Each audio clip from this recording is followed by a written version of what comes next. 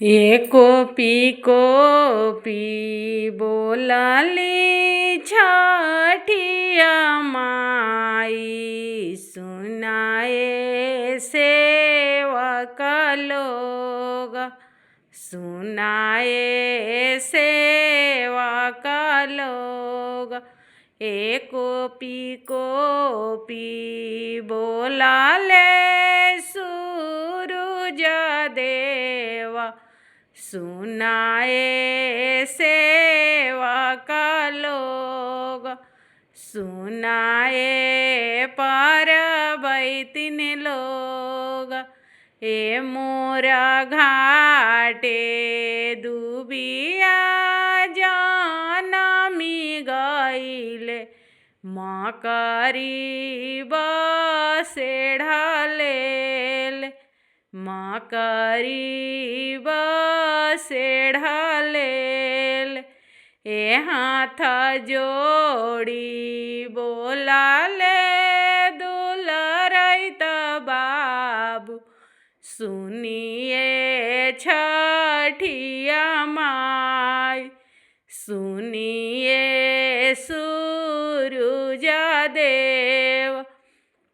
ए रौरे घाटे दुभिया छिलाई देव, मकरी उजाड़ी देव, मकरी उजाड़ी देव।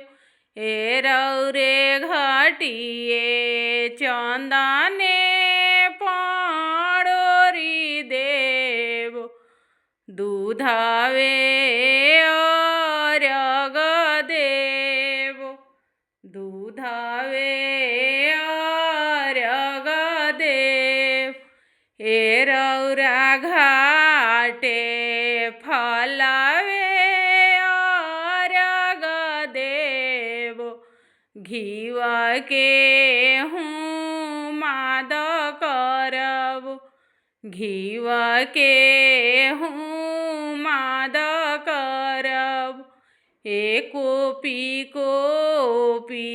बोलली छठिया माई, सुनिए सेवक लोग, सुनिए परबैतिन लोग।